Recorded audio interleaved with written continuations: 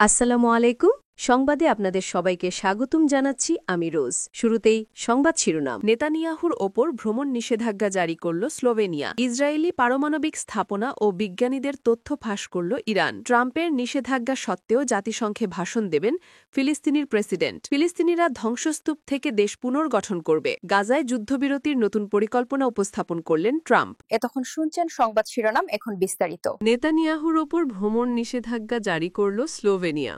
ইউরোপীয় ইউনিয়নের সদস্য দেশগুলোর মধ্যে প্রথমবারের মতো ইসরায়েলি প্রধানমন্ত্রী বেঞ্জামিন নেতানিয়াহুর ওপর ভ্রমণ নিষেধাজ্ঞা আরোপ করেছে স্লোভেনিয়া।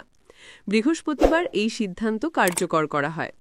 আগস্টে স্লোভেনিয়া ইসরায়েলের ওপর অস্ত্র নিষেধাজ্ঞা জারি করা প্রথম ইইউ দেশ। এরও আগে তারা ইসরায়েলি দুই মন্ত্রী ইতামার বেন গভির ও বেজালেল স্মোত্রিচকে অবাঞ্ছিত ব্যক্তি ঘোষণা করে, কারণ তারা ফিলিস্তিনিদের বিরুদ্ধে গণহত্যামূলক বক্তব্য দিয়েছিলেন। 2024 সালের জুনে স্লোভেনিয়া নরওয়ে, স্পেন ও আয়ারল্যান্ডের পথ অনুসরণ করে ফিলিস্তিনকে স্বাধীন রাষ্ট্র হিসেবে স্বীকৃতি দেয়। একই সঙ্গে দেশটি গাজায় ইসরায়েলি আগ্রাসনের তীব্র সমালোচনা করে আসছে। প্রেসিডেন্ট নাতাশা পির্ক মুসার সরাসরি এ হামলাকে গণহত্যা হিসেবে আখ্যা দিয়েছেন। মঙ্গলবার জাতিসংঘ সাধারণ পরিষদে ভাষণে মুসার বলেন, আমাদের সঠিক কাজটি করতে হবে। আমরা হোলোকাস্ট ঠেকাতে পারিনি, আমরা রুয়ান্ডার গণহত্যা ঠেকাতে পারিনি, আমরা স্রেব্রেনিৎসার গণহত্যাও ঠেকাতে পারিনি, কিন্তু গাজার গণহত্যা আমরা অবশ্যই ঠেকাতে হবে। এখন আর কোনো অজুহাত নেই। ইসরায়েলি আগ্রাসনে 2023 সালের অক্টোবরে হামলা শুরুর পর থেকে এখনও পর্যন্ত প্রায় 65,000 ফিলিস্তিনি নিহত হয়েছেন। ধ্বংসস্তূপে পরিণত হওয়া উপত্যকায় দুর্ভিক্ষ চরম আকার ধারণ করেছে। গত নভেম্বরে আন্তর্জাতিক অপরাধ আদালতের গাজায় যুদ্ধাপরাধ ও মানবতার বিরুদ্ধে অপরাধের অভিযোগে ইসরায়েলি প্রধানমন্ত্রী বেঞ্জামিন নেতানিয়াহু ও সাবেক প্রতিরক্ষামন্ত্রী ইয়োঝফ গালান্তের বিরুদ্ধে গ্রেপ্তারি পরোয়ানা জারি করে। এছাড়া ইসরায়েলের বিরুদ্ধে গাজায় গণহত্যার অভিযোগে আন্তর্জাতিক বিচার আদালতেও মামলা চলছে। ইসরায়েলি পারমাণবিক স্থাপনা ও বিজ্ঞানীদের তথ্য ফাঁস করল ইরান। ইরানের গোয়েন্দা মন্ত্রণালয় জানিয়েছে, তারা সম্প্রতি ইসরায়েলি পারমাণবিক স্থাপনা ও বিজ্ঞানীদের সঙ্গে সম্পর্কিত কৌশলগত ও সংবেদনশীল নথি সংগ্রহ করেছে।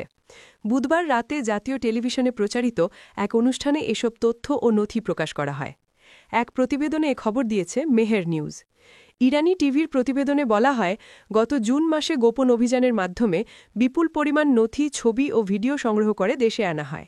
বিপুল সংখ্যক নথি নিরাপদে পরিবহন নিশ্চিত না হওয়া পর্যন্ত খবর প্রকাশ করা হয়নি।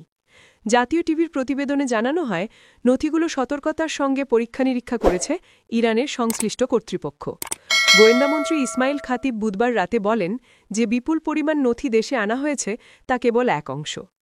এতে জায়োনিস্ট শাসন ব্যবস্থার পূর্ববর্তী ও চলমান পারমাণবিক প্রকল্প, পুরনো অস্ত্র সংস্কার, যুক্তরাষ্ট্র ও ইউরোপীয় দেশগুলোর সঙ্গে যৌথ প্রকল্পের তথ্য, প্রশাসনিক কাঠামো ও সংশ্লিষ্ট ব্যক্তিদের নাম অন্তর্ভুক্ত রয়েছে।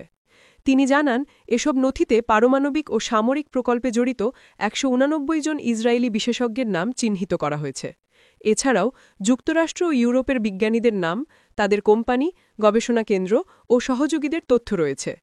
প্রতিবেদনে আরও বলা হয়, জুন মাসের 12 দিনের যুদ্ধে ইরানি ক্ষেপণাস্ত্র ইউনিট এসব সংবেদনশীল সামরিক স্থাপনা লক্ষ্যবস্তুতে পরিণত করেছিল। টেলিভিশনে সম্প্রচারিত ভিডিওতে ইসরায়েলি পারমাণবিক স্থাপনা, সামরিক বিশেষজ্ঞ এবং আন্তর্জাতিক পারমাণবিক সংস্থা IAEA প্রধান রাফায়েল গ্রোসি সম্পর্কিত দৃশ্য দেখানো হয়। গোয়েন্দামন্ত্রী দাবি করেন, ইসরায়েলের ভেতর থেকেও বহু ব্যক্তি অর্থের লোভ ও প্রধানমন্ত্রীর বিরুদ্ধে ক্ষোভ থেকে ইরানের সঙ্গে সহযোগিতা করেছেন। তিনি বলেন, 12 দিনের যুদ্ধে পরাজয়ের পর বহু অজ্ঞাত সৈনিক জায়োনিস্ট শাসনের প্রতিরক্ষা স্তরে প্রবেশ করেছে। ট্রাম্পের নিষেধাজ্ঞা সত্ত্বেও জাতিসংঘে ভাষণ দেবেন ফিলিস্তিনের প্রেসিডেন্ট। জাতিসংঘ সাধারণ পরিষদের 8তম অধিবেশনে বৃহস্পতিবার 25 সেপ্টেম্বর ভার্চুয়ালি ভাষণ দেবেন ফিলিস্তিনের প্রেসিডেন্ট মাহমুদ আব্বাস। মার্কিন প্রেসিডেন্ট ডোনাল্ড ট্রাম্পের প্রশাসন আব্বাস ও তার শীর্ষ সহযোগীদের নিউ ইয়র্ক ভ্রমণে নিষেধাজ্ঞা আরোপ করায় তিনি অধিবেশনে সশরীরে যোগ দিতে পারেননি। ফ্রান্সের উদ্যোগে অনুষ্ঠিত এক বিশেষ সম্মেলনে 3 দিন পর 89 বছর বয়সী ফিলিস্তিনের এই প্রেসিডেন্ট জাতিসংঘ সাধারণ পরিষদে ভাষণ দেবেন। ওই সম্মেলনে পশ্চিমা বিশ্বের বহু দেশ ফিলিস্তিন রাষ্ট্রকে স্বীকৃতি দেয়। জাতিসংঘ সাধারণ পরিষদ বিপুল ভোটে আব্বাসকে ভিডিও বার্তার মাধ্যমে ভাষণ দেওয়ার অনুমোদন দিয়েছে। এদিকে ইসরায়েলের প্রধানমন্ত্রী বেঞ্জামিন নেতানিয়াহু প্রতিশ্রুতি দিয়েছেন তিনি কোনোভাবেই ফিলিস্তিনি রাষ্ট্র গঠন হতে দেবেন না। এছাড়া তার মন্ত্রিসভার কট্টর ডানপন্থী সদস্যরা পশ্চিম তীর দখল করে নেওয়ার হুমকি দিয়েছে, যাতে প্রকৃত স্বাধীনতার সম্ভাবনাও নষ্ট হয়। অন্যদিকে ফরাসি প্রেসিডেন্ট ইম্যানুয়েল ম্যাক্রো বুধবার জানিয়েছেন ট্রাম্প তার সঙ্গে পশ্চিম তীর দখল করার বিরোধিতায় একমত হয়েছেন। ফ্রান্স 24 এবং রেডিও ফ্রান্স ইন্টারন্যাশনালকে দেওয়া এক যৌথ সাক্ষাৎকারে তিনি বলেন, গতকাল প্রেসিডেন্ট ট্রাম্প আমাকে যা বলেছেন তা হল ইউরোপীয় এবং আমেরিকানদের অবস্থান একই। ট্রাম্পের ঘনিষ্ঠ বন্ধু এবং বিশেষ দূত স্টিভ উইটকফ জানান, ট্রাম্প আরব ও মুসলিম বিশ্বের নেতাদের সঙ্গে এক বৈঠকে যুদ্ধ শেষ করার জন্য 21 দফা পরিকল্পনা উপস্থাপন করেছেন। তিনি কনকর্ডিয়া সম্মেলনে বলেন, আমি মনে করি এই পরিকল্পনা ইসরায়েলের উদ্বেগ যেমন সমাধান করবে, তেমনি পুরো অঞ্চলের প্রতিবেশীদের উদ্বেগও দূর করবে। তিনি আরও বলেন, আমরা আশাবাদী, বরং আমি বলবো আত্মবিশ্বাসী যে আগামী কয়েকদিনের মধ্যে আমরা কোনো ধরনের সাফল্য ঘোষণা করতে পারব। হোয়াইট হাউসের এক কর্মকর্তা এএফপিকে জানান, ট্রাম্প চান এই সংঘাত দ্রুত সমাপ্ত হোক। ফিলিস্তিনিরা ধ্বংসস্তূপ থেকে দেশ পুনর্গঠন করবে। ফিলিস্তিনি কর্তৃপক্ষের প্রেসিডেন্ট মাহমুদ আব্বাস জাতিসংঘ সাধারণ পরিষদে ভার্চুয়াল ভাষণে বলছেন, ইসরায়েলের সব রকম চেষ্টার বিপরীতে ফিলিস্তিনিরা তাদের ভূমিতে দৃঢ়ভাবে থাকবেন। বৃহস্পতিবার 25 সেপ্টেম্বর এক প্রতিবেদনে এ খবর দিয়েছে আল জাজিরা। তিনি বলেন, আমাদের মানুষ জলপাই গাছের মতো মাটিতে মূল গেঁথে থাকবে, পাথরের মতো দৃঢ়। আমরা ধ্বংসস্তূপের নিচ থেকে উঠে নিজের দেশ পুনর্গঠন করব। আব্বাস আরও বলেন, আমাদের ক্ষত যতই রক্তপাত করুক, আমাদের কষ্ট যতই দীর্ঘায়িত হোক, তবুও এটি আমাদের বাঁচার এবং টিকে থাকার ইচ্ছাকে ভেঙে দিতে পারবে না। আমরা স্বাধীন, সার্বভৌম রাষ্ট্রে বসবাস করতে চাই। 1967 সালের সীমান্তে পূর্ব জেরুজালেমকে আমাদের রাজধানী হিসেবে ধরে প্রতিবেশীদের সঙ্গে শান্তি ও নিরাপত্তায়। তিনি যোগ করেন, যদি ন্যায় প্রতিষ্ঠা না হয় শান্তি সম্ভব নয়, এবং যদি ফিলিস্তিন মুক্ত না হয় ন্যায়ও সম্ভব নয়। আন্তর্জাতিক সমাজের এখন সময় এসেছে ফিলিস্তিনি জনগণের প্রতি সঠিক কাজ করার, যেন তারা অবৈধ দখল থেকে মুক্তি পায় এবং ইসরায়েলি রাজনীতির বন্দিত্বে না থাকে।